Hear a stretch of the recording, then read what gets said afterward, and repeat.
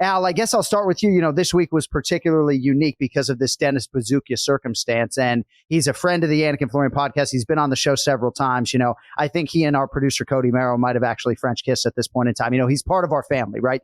And this was such a long time coming that I think we all sort of felt the emotions of this week. And then it all happened so quickly. So what was your week like? And you weren't initially scheduled to be in Tennessee with Pumi, were you? No. This was last kind of minute. You want to take a trip to Nashville and watch me beat someone up? And I said, of course, let's go, let's do it. Crazy circumstances. I mean, 4 days notice. Guy flies out the next day, brings the whole crew. You know, we had a solid team. Everybody's behind Dennis. We know how hard he's worked to get here. Long time coming. 4 days notice. Cuts a tremendous amount of weight. Goes in there against a guy on a full training camp that really looked the best I've ever seen him look. Woodson did. He definitely surprised me with a lot of stuff that he did in there. And you know, credit to Dennis for really pushing through a hard 3-round fight against a tough, awkward opponent stylistically. You know, coming in, just you got those UFC jitters that everyone talks about. Right off the bat, 4 days notice, goes in there and fights super hard. So definitely proud of that guy. Yeah, I think anybody who's been a supporter of his was very proud with the effort. And I think anyone who's been a supporter of Ray knew that he was going to go hard, even if he had a weight cut that had him staring death in the face. And a lot of people were shook by this weight cut. I think Matt Frivola may be chief among them. He said it's the worst weight cut he's ever seen. But obviously Dennis, you know, got as close as he could. And I kind of feel like in any other state with a commissioner who understood maybe what was going on, he might have given him the 3 ounces, but that's neither here nor there, Ray. How did you handle that Friday that seemed to be a traumatic life experience for Matt the Steamroller Frivola? I mean, just being honest here. Well, I'll tell you what, man. Listen, I was with Weidman when he dropped 30 pounds in 10 days. So I'm no stranger to, you know, seeing a guy laying on the floor. And, you know, that day I was basically crying for Weidman. And I honestly, at that time, I was saying, take the fine. They'll understand, which maybe in hindsight now was even wrong. But back then it was just brutal to watch. I mean, he had 3 pounds to go, jumped in the sauna for 15 minutes, didn't drop an ounce. I mean, it was bad. So I understand what those guys went through. I wasn't there to witness it, but you know, just the coincidence of the whole thing. Pumi Nakuda fighting the night before, and we weren't going down because that was a little suspect. If you know who's going to be there, I think McMahon is supposed to be there. You know, this was going to be a good shot for Pumi. Then within, you know, a week, Dennis gets the call, and everybody just up and leaves because, you know, we've been talking about this, and Dennis has been talking about this for about 25 years now. So, I mean, it's just the timing, you know, probably couldn't have been worse, but this is what he wanted. That's his dream, to get in the UFC.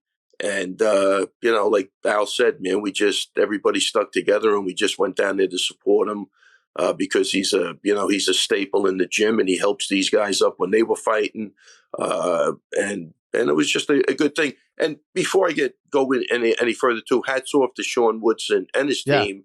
Seemed like a bunch of great guys. I mean, so I wish the guy the best. I mean, they were just absolute gentlemen, and I think they appreciated that Dennis stepped up to the plate. And that's all you could ask for in those situations. And those guys were absolutely fantastic, and just wish the whole team the best going forward. Look, a bunch of young guys, and wish them the best going forward.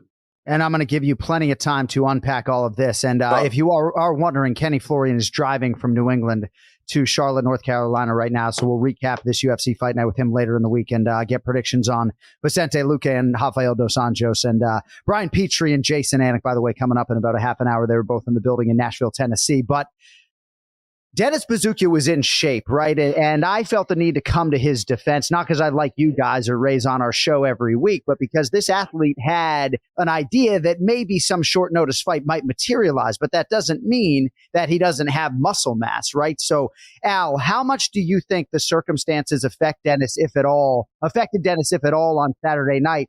I mean, his heart obviously was there. He had big moments in the fight. I think, to your point, he just fought a Sean Woodson that obviously has been putting in the developmental time and mixed it up and just was able to outlast him over a hard 15 minutes.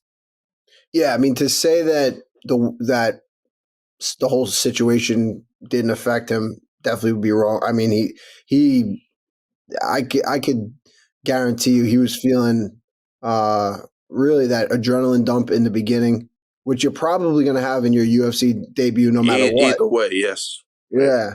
And then, he was putting together some nice combos, definitely reacting to some stuff right off the bat. Woodson hit him with a couple of low kicks that changes things right away. A couple well placed kicks will affect your movement, affect maybe even letting things go because you're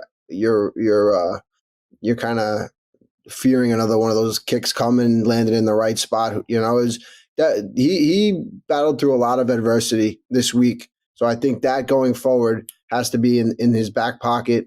And he gets his next opponent, gets a training camp. He's in the UFC now, and now he knows what to expect. Whatever the next fight is, he'll have this experience in that back pocket to pull out and say, listen, I got through 4 days, got my weight down about as close as you can get. Yep. And, was on, death's right. door, just now having to rehydrate, get back in the fight. It was like, what a crazy, crazy circumstance to go through, but that's what it takes. And now he got through it. And the next one will be, it will pose problems just, in the UFC. That's what it's going to be. Every opponent's going to pose a different problem, a different, a different skill set. But now that is behind him. Now he'll make the weight. He'll have the time to get his weight down, to prepare, peak at the right time. I mean, he wasn't even close to peaking, he was, who the heck knows, but he was in shape.